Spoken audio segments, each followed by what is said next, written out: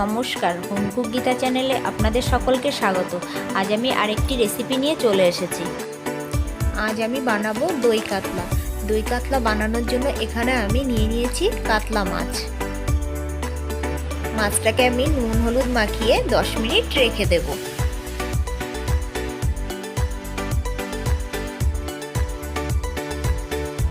একটা প্যান বসিয়ে তাতে পরিমাণ মতো দিয়ে দিচ্ছি সর্ষের তেল। তেলটা গরম হয়ে গেছে, এক এক করে আমি মাছগুলো ছেড়ে দেব।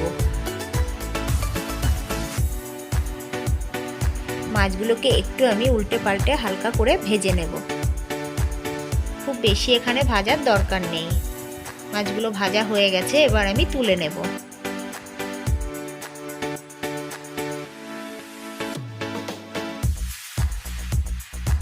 সব মাছগুলি আমার ভাজা হয়ে গেছে।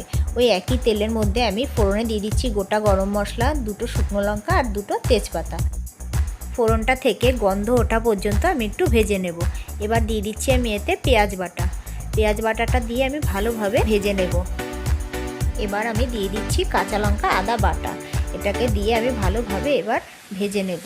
এবার আমি দিয়ে দিচ্ছি এতে জিরের গুঁড়ো, হলুদ গুঁড়ো। এবার আমি মশলাটাকে খুব ভালোভাবে কষিয়ে নেব।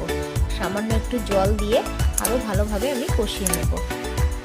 মশলাটা কষানো হয়ে গেছে, এবার আমি দিয়ে দিচ্ছি ফেটিয়ে রাখা টক দই। এবার আমি ভালোভাবে সব কিছু মিশিয়ে দেব।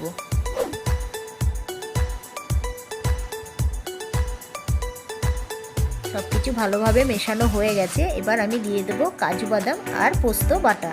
সব কিছু দিয়ে এবার আমি আরও একবার ভালোভাবে মিশিয়ে দেব।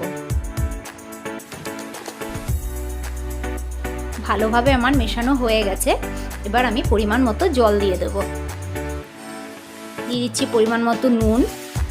এবার আমি এতে দিয়ে দেবো একটু চিনি। সব কিছু একবার ভালোভাবে মিশিয়ে নেব। এবার আমি মাছগুলো ছেড়ে দেব। ভালোভাবে ফুটিয়ে নিলেই তৈরি হয়ে যাবে আজকে আমার দই কাতলা।